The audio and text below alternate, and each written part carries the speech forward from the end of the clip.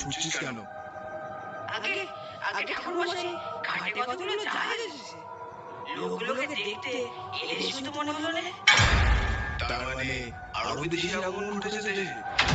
তুই শিগগির খবরটা গাইকে সবাইকে জানিয়ে দে। ঢাল চুকি নিয়ে সবাইকে তৈরি থাকতে বল। আমাকে এক্ষুনি একবার ডুবুর কাছে যেতে হবে। আর দেরি করিস না বাবা, তুই শিগগির যা।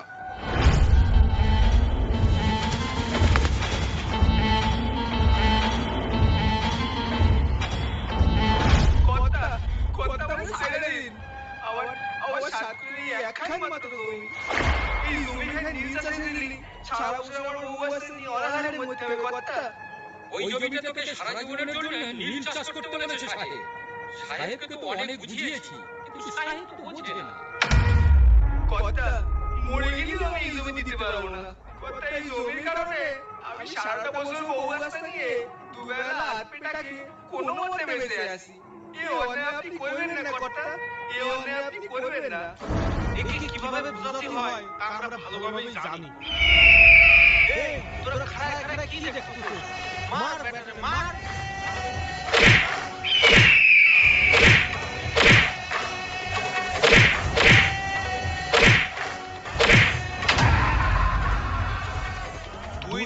সময় দিলাম, তার মধ্যে জমির দলিল সাহেবের কাছে জমা দিয়ে আসবি। তা না হলে এরপর আর তোকে বাঁচিয়ে রাখবো না, একেবারে মেরে ফেলবো হারামজাদা।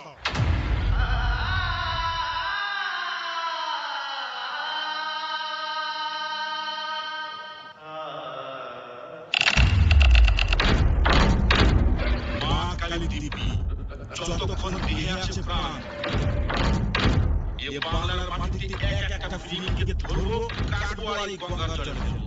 এটাই বঙ্গমায়ের কাছে আমার প্রতিজ্ঞা। জয় মা কালী।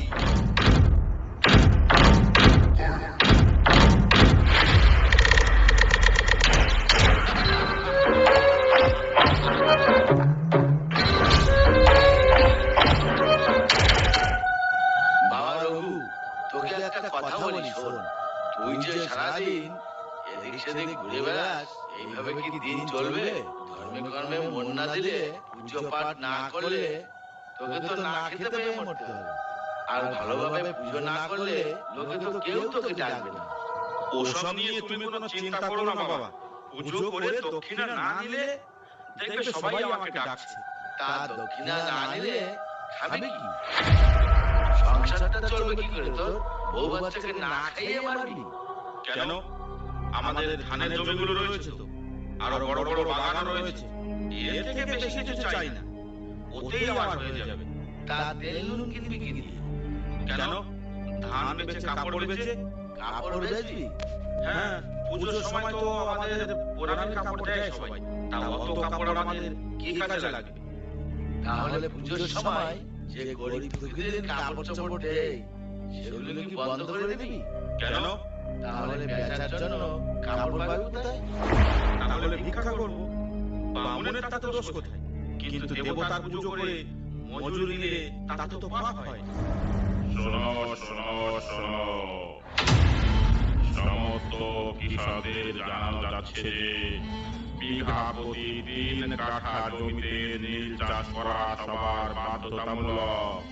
সেই জমিতে যা নীল চাষ হবে তার দাম ঠিক করে দেবেন নিজেই আমাদের নতুন ম্যালকম সাহেব।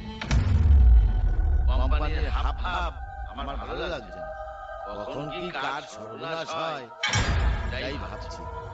ওসব নিয়ে তুমি কোনো চিন্তা করো না বাবা, আমাদের কিচ্ছু হবে না।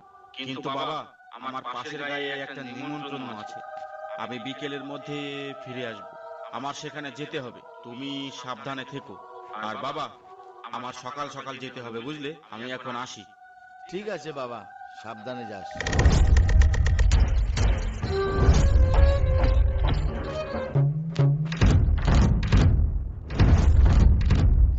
গজের ঘোষ, গ্রামের সবাই নীল চাষ ঠিকঠাক মতো করছে তো? আগে হুজুর, প্রায় সবাইকেই বুঝিয়েছি যে কাউকে কাউকে পিটিয়ে পিটিয়ে নীল চাষ করতে বাধ্য করেছে।